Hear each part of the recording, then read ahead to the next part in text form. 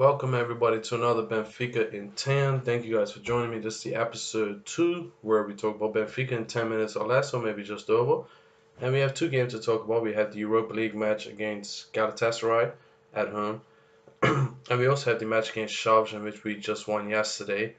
So lots of positives to take against Galatasaray, a game where I think it wasn't our usual selves. We didn't high press, we didn't pressure a lot. We just went for the easy, let them have the ball. Because let's be honest, Galatasaray were just not a very good team. They weren't. I mean, I would compare Galatasaray to honestly say I'm seeing Benfica have harder games against Moreirense, against Belenenses, against many other Portuguese clubs that are not at a European level. I think they were much harder, and that's going for home and away. I think we did well in Turkey. I don't think they troubled us much, and at home I think they just let us. We just let them have the ball. We could have scored. I think we had two or three clear chances to score. It didn't happen. But overall, I think Bruno Lage' plan was to let them press, let us control the game, even though we didn't really control the game. But it was easy. It was easy in my opinion. And I had seen some easy Benfica games, but that to me was a boring match, but an easy one. And that's the job we had to do. We didn't concede. I think we should have got a penalty. I will say that I think we should have got a penalty, and I do think the goal was. I don't think we know the goal was should have counted. It was definitely onside. But that's the way football goes, and with no video referee, it didn't count, and I don't think they would have went through even if they scored that goal. I don't think they would have scored another. And yeah, we move on. We got to rotate again. Several players. Almeida didn't play, or Almeida did play, sorry, because his suspended in Liga. Corsia played against Chaves. We'll talk about that in a minute. Um, but yeah, this is how it goes. I thought we did quite okay, and we're through to the next round. And this next round, if we pass Dinamo Zagreb, who is who we have, then we get to a stage where it's basically Champions League level teams, as everybody goes through how they expect to go through. So it will be a great Europa League quarterfinals upwards, and a difficult competition to win. I don't think we will win it, and I won't be disappointed if we don't. But we have a chance like anybody else, so we'll see what happens there. But you guys leave your comments. Were you disappointed on how we played against Galatasaray? Let me know in the comments below. And do you think we can win the Europa League? Honestly, realistically, can we win the Europa League this season? Moving on to some questions, because I asked people to ask questions. Paulo, Paulo, my boy, said, I have 5 quick questions, yes or no questions. Should the attack be rotated more? Yes. Should we try Jonas and Felix? Yes. Should Kroshia have more minutes? I'll say maybe yes.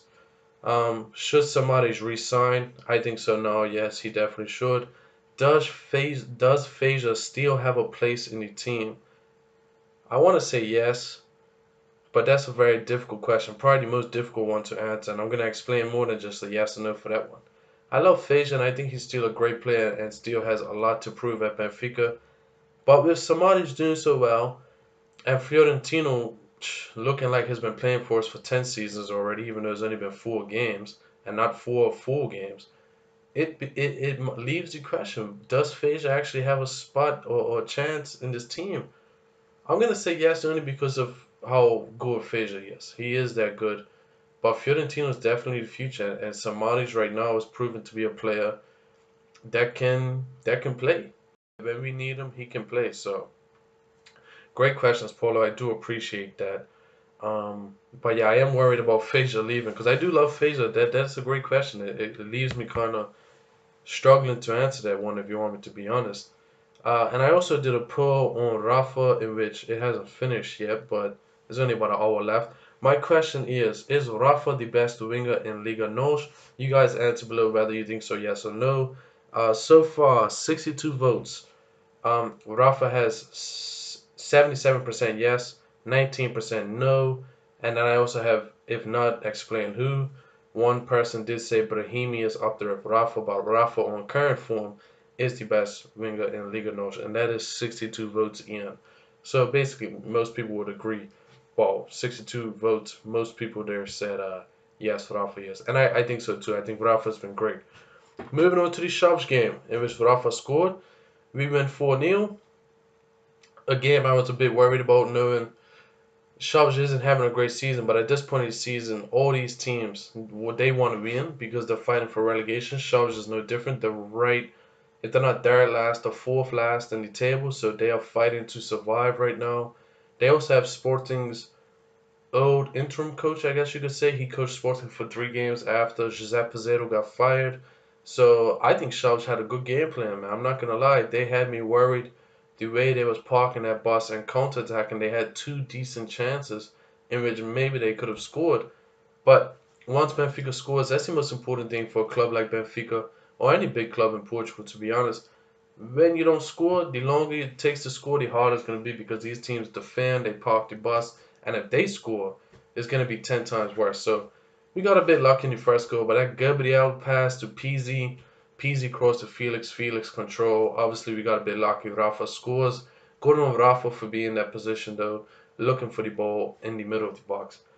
Gabriel, I'm just going to make a quick comment. Man of the match. What a player he has become under Bruno Lage. His long passes yesterday were incredible. I wish I had written down the stats. I didn't, unfortunately. That's my fault.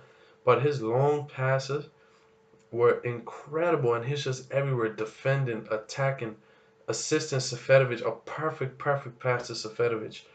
So shout out to Gabriel and rest in peace to his grandmother. I know that must have been hard for him to play yesterday, but what a way to honor her. At least he did very, very well, and much respect to him for playing.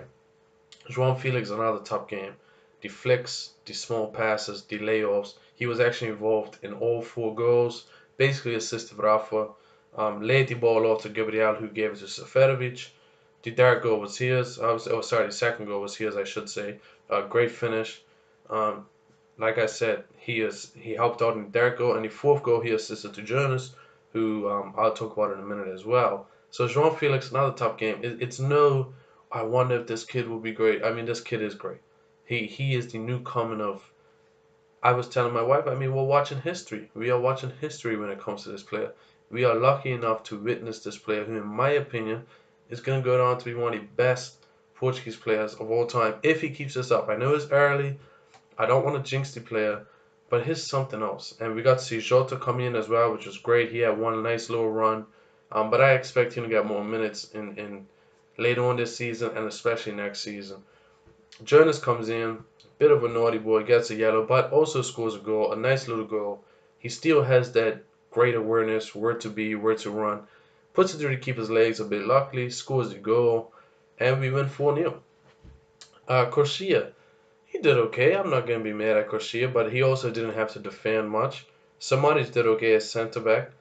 And Fiorentino was also that's another youth academy product that is going to be huge for Benfica. You guys let me know. Other than João Felix, who are you most excited about watching? I know you have Jota, Fiorentino, Jetson. You also have Zlobin, the goalkeeper, if you want to include him as well. And yeah, let me know in the comments below, who do you think will be the next big prospect aside from João Felix? I know most people will say Jota, but I'm looking at Florentino as well on the defensive side. The guy, I think he got the ball back 6 times yesterday. So easy. It's no fouling. It's just he knows how to get the ball back. What a player he is. And I think with Bruno Lage, we finally see these youth players being used correctly, not just because we're doing poorly, but because we actually need them. Next match, because I have about a minute left, is against Porto. I am very nervous, and I know we don't have a great record at Porto, but we can win it. You know, we are Benfica. We're the biggest club in Portugal. We, to me, play the best football in Portugal now, ever since Bruno Lage took over. So we'll see what happens. I honestly think Seferovic is going to show up big time. I think Rafa has a lot to say. Um, and just to a quick mention about Rafa, he looks well worth the money now. All he needed was some confidence and play time, and he was doing well on Rui Vitória this season. So I'm not going to just give that to Bruno Lage. But under Bruno Lage, he looks even better. So yeah, but I think we'll win. I'm not going to predict. I don't like predicting scores, especially against Porto. But I think we'll do much better than what we did in Taça da Liga if the referee allows. And I think we're going to have a better game plan this game as well. And we won't have Svilar in goal, which is also positive. Another question. Svilar, is he good enough for Benfica? Another horrible mistake he made in the B team. He's finally playing for the B team. And yeah, let's see what happens there. But you guys let me know, will we beat Porto? If you want to predict in the comments. Let me know what you want to talk about next week as well. Drop it in the comments below. Share, like, subscribe. I appreciate you guys' support. I really do. I'm having fun doing this. It's quick 10 minutes. I really enjoy it. So thank you guys for joining me again. Like I said, leave a comment, subscribe, share, and like. And we'll be back to talk Benfica again next week. And hopefully next week we'll be talking about beating Portugal and being first in the league. Força Benfica.